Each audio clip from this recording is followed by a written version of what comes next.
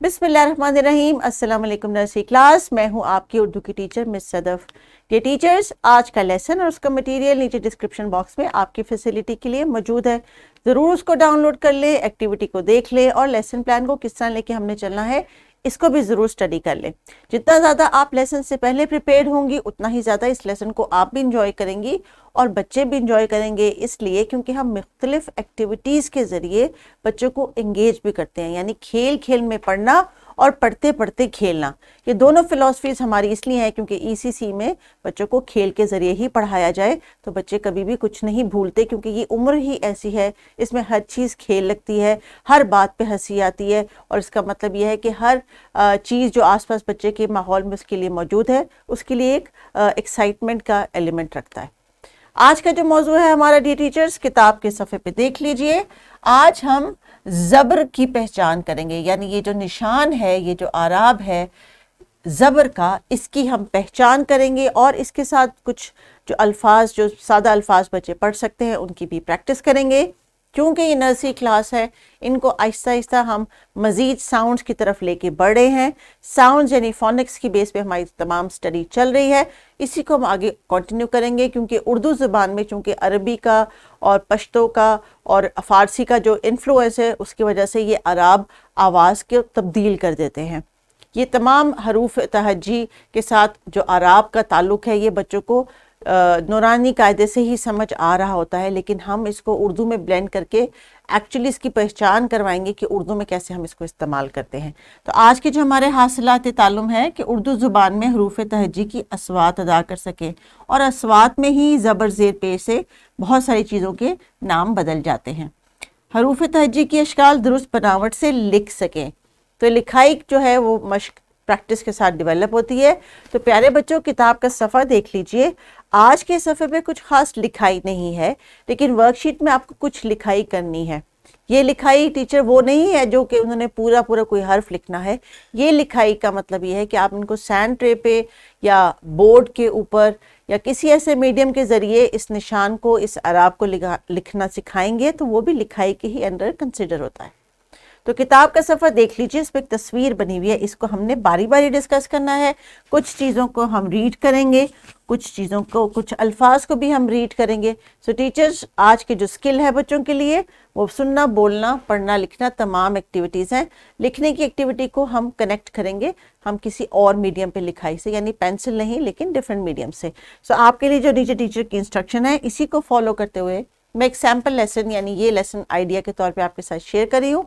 हम कनेक्ट करेंगे आगे अगले लेसन के साथ और फिर देखेंगे कि इन आवाज़ों के हमें क्या सपोर्ट मिल रही है। आज है जी आराब में से ज़ब्र की पहचान। तो ज़ब्र की पहचान करने के लिए हम कुछ अल्फाज देखेंगे तस्वीर की मदद से। तो प्यारे बच्चों, जैसा कि अगर आपने सिपारा पढ़ना शुरू कर दिया है तो वहाँ पे ज़बर ज़ेर पेश आपको कारी साहब या आपकी मौलमा जो भी आपको पढ़ा रहे हैं, अगर वालदा पढ़ा रही है या दादी पढ़ा रही हैं, जो भी आपको पढ़ा रहा है वो आपको ज़बर ज़ेर और पेश की आवाज़ तो बता रहे होंगे, जैसे बेपेश बू, बेज़बर बा, बेज़र बी। लेकिन ये क्या है अराब? आज थोड़ा सा इन अराब को समझ लें। अराब वो निशानियाँ हैं जिनको जब हम हरूफ तहज्जी पे लिखते हैं उनके ऊपर, तो वो हरूफ तहज्जी अपनी आवाज़ बदल लेते हैं। मेरी बात को ज़रा ध्यान से सुनिएगा। ये वो आराब है, ये वो निशानात हैं जो आपको नज़र आएंगे अपनी किताब के ऊपर, जिनको जब हम किसी हरूफ तहज्जी के साथ लिखते हैं तो वो हरूफ तहज्जी अपनी असल आवाज़ थोड़ी सी तब्दील कर लेता है। तो आपने तवज्जो रखनी है आवाज़ के ऊपर और फिर गौर से देखना है कि जो तस्वीर आपके सामने स्क्रीन पे आ रही है, क्या इसके शुरू में ये वाली आवाज़ है या नहीं।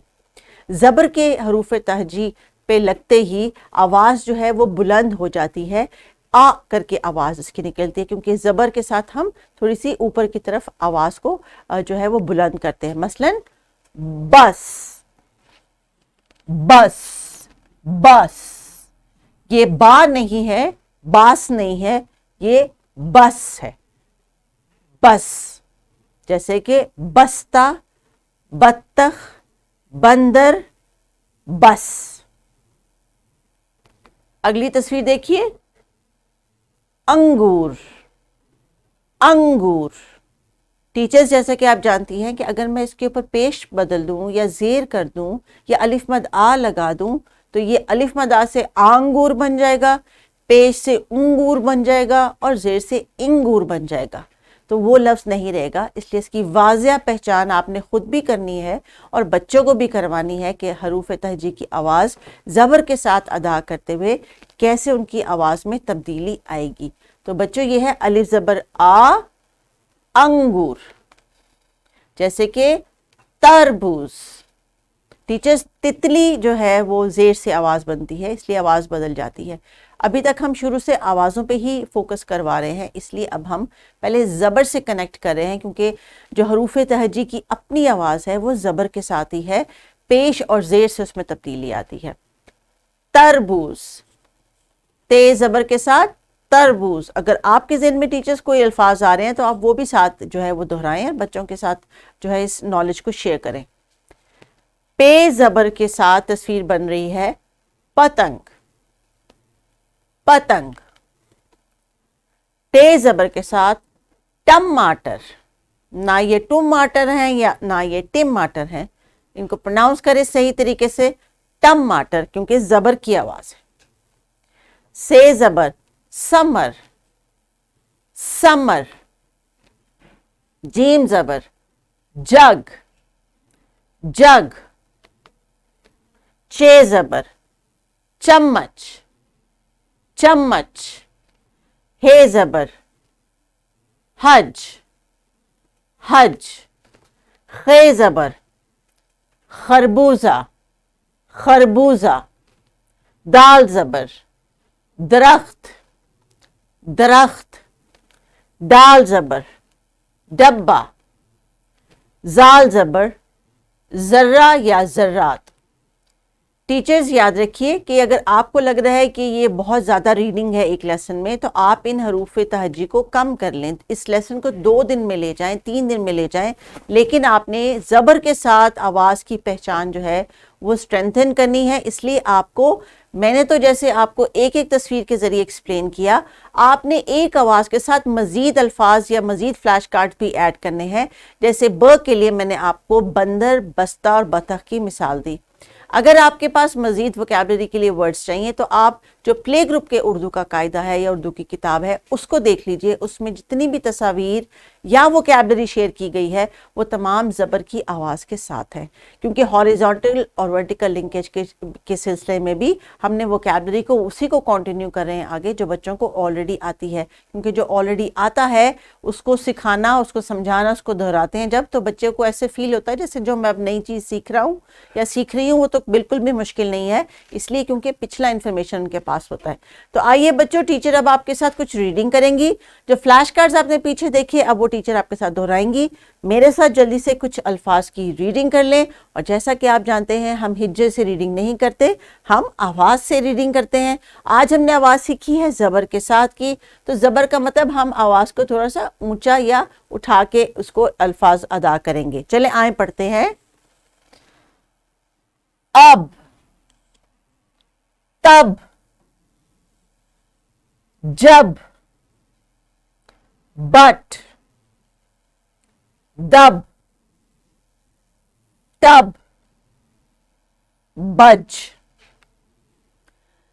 جی ٹیچرز، بچوں کو آپ نے اسی طرح ہی پورے مکمل کی جو لفظ ہے اس کی ریڈنگ کروانی ہے۔ چاہیں تو بچے ان کو اپنے جملوں میں بھی استعمال کر سکتے ہیں، جیسے کہ جب میں بازار گیا تھا تو میں نے پھل خریدے، کوئی بھی ایسی چیز جس کو وہ سمجھتے ہیں کہ اس جملے میں استعمال کر سکتے ہیں اس لفظ کو، وہ آپ نے کروانا ہے۔ ریڈنگ کی سکل پہ فوکس کرنے آج، کیونکہ آج سارا ہمارا فوکس ہے کہ بچے زبر کی آواز والے الفاظ سمجھ سکیں اور ان کی ریڈنگ کر سکیں۔ رائٹنگ کے لیے تھوڑی سی پریکٹس کہ یہاں پہ اس ورک شیٹ پہ بچے حروف تہجی لکھیں گے، وہی جو کتاب میں انہوں نے دیکھے ہیں وہی یہاں پہ دی گئی اسپیس کے اوپر لکھیں گے، جیسے کہ الف زبر آ، بے زبر ب، پے زبر پ، یہ ورک شیٹ بچوں آپ نے مکمل کر کے کلاس سے میں لے کے آنی ہے. یہ ہے آپ کی رائٹنگ کا سکل جس کو آپ نے مکمل کرنا ہے خود سے. لیکن ٹیچرز آج آپ نے ان کو بار بار یہ حروف تہجی زبر کے ساتھ دکھانے ہیں اور زیادہ سے زیادہ ووکیبلری ڈسکس کرنی ہے. آج آپ کا ٹاسک یہی ہے کہ انہوں نے ان اصوات کو خوب اچھے طریقے سے پہچاننا ہے اور مختلف اصوات کو فلیش کارڈ کے ذریعے یا تصویروں کے ذریعے آپ کو فرق کر کے بتانا ہے. سو لیسن کو کنٹینیو کریں. ٹیک کیئر اینڈ اللہ حافظ.